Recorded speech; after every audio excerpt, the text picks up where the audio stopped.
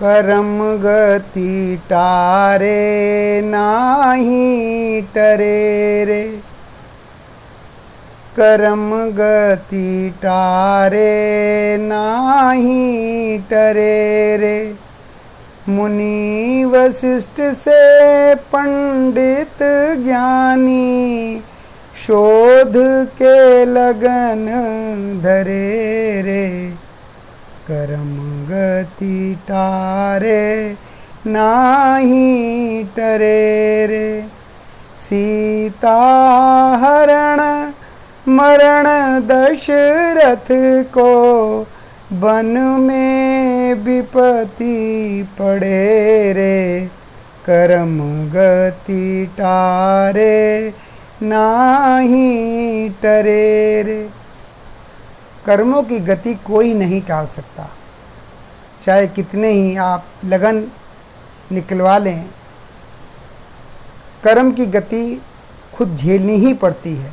जैसे आप कर्म करेंगे उसको आपको झेलना ही पड़ेगा। भगवान राम का राज तिलक होना था। मुनि वशिष्ठ ने, जो कि त्रिकालदर्शी थे, बड़ा शोध के लगन निकाला था कि सुबह को भगवान राम का राज तिलक होगा। मगर हुआ क्या? सीता हरण, सीता का तो हरण हुआ। मरण दशरथ को, दशरथ का मरण हुआ। वन में विपत्ति पड़े रहे और उन्हें वनवास में कठिनाइयों का सामना करना पड़ा, परेशानियों का सामना करना पड़ा। वहाँ जब सीता का हरण हो गया तो भगवान निराश हो गए। जब उन्हें सीता नहीं मिली तो वो बैठकर एक जगह कहते हैं, लक्ष्मण को न काऊ सुख दुख देई भ्राता, निज कृत कर्म भोग है भ्राता। कि सब ये हमारे कर्मों का भोग है जो हमें भोगना ही पड़ेगा।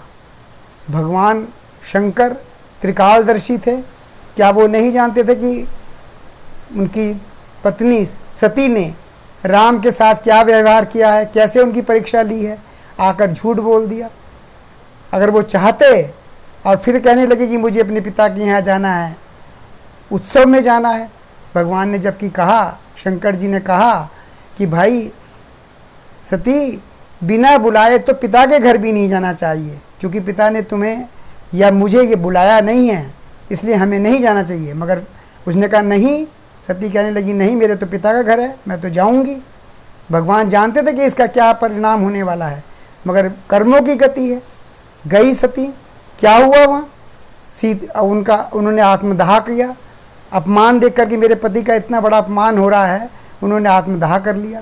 जब शंकर को पता लगा कि उन्हें तो पता ही था कि आत्मदाह कर लिया, उन्होंने एक अपनी जटा में से जटा तोड़कर जमीन में पटकी और वीरभद्र को भेज दिया कि जाओ उसका प्रजापति का, दक्ष प्रजापति का यज्ञ ध्वंस कर दो।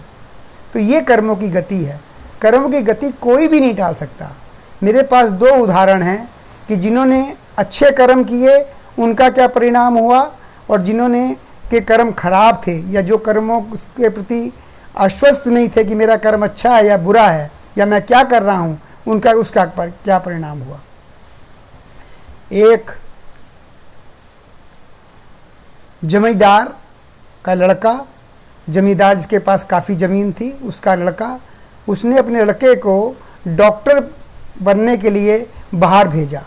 और उसकी आय कितनी थी? हम तो सोचते रहे कि हम 1 किलो बादाम ले आएंगे या 2 किलो बादाम ले आएंगे। वो उनके यहाँ आती थी बोरी के बोरी बादाम।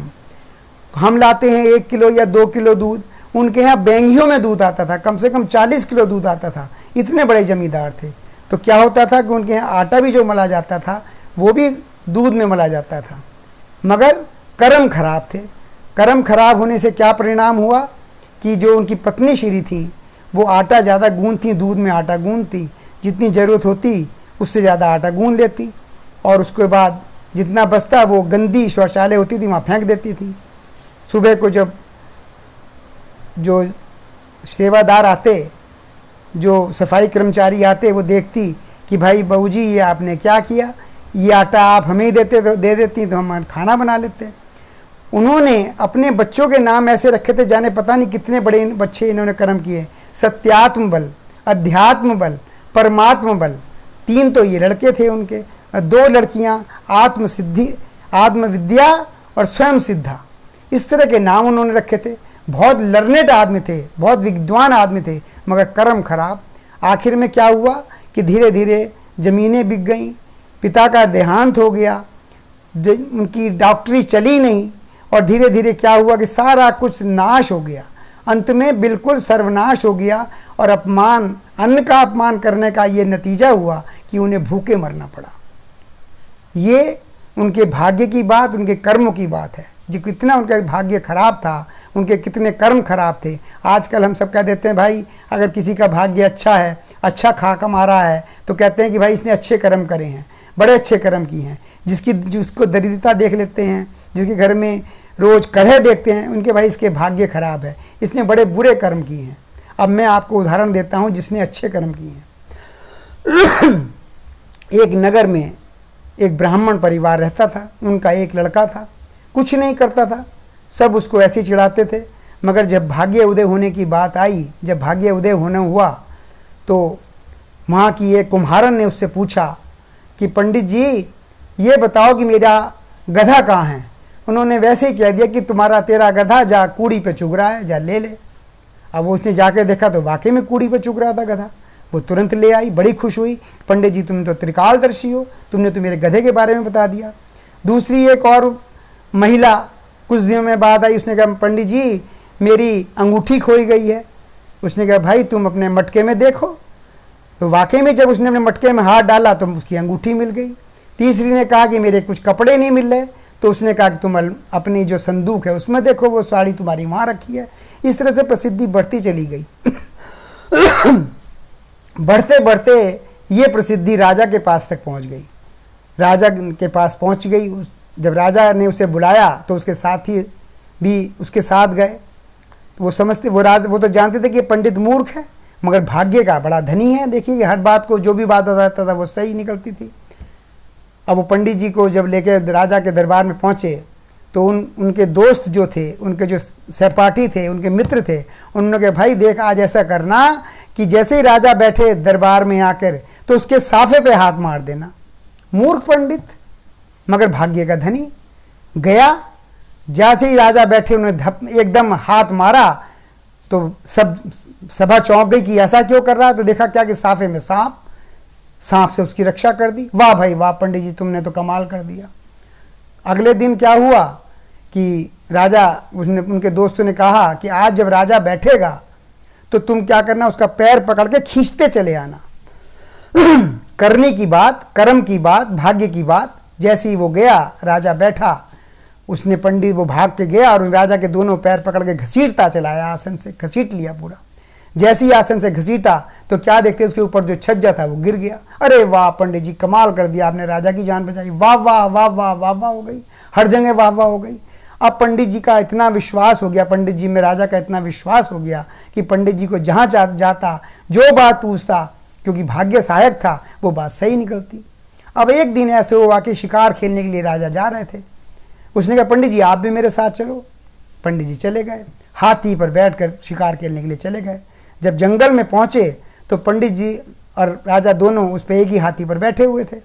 तो राजा ने एक हाथ से मुट्ठी चलाकर, हाथ चलाकर एक किसी परिंदे को, उसको पक्षी उसको पकड़ लिया, कीट पतंग को पकड़ लिया और उनसे कहने लगा पंडित जी अब ये बताओ कि मेरे हाथ में क्या है। तो वो अफसोस में पड़ गए पंडित जी और उन्होंने एक दोहा कहा। क्या कहा?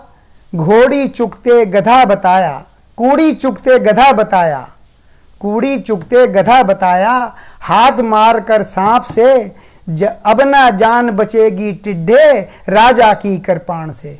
कि अब तेरी जान नहीं बच सकती राजा की कृपाण से, क्योंकि ये तो मैंने अटंडम ही बता दिया था।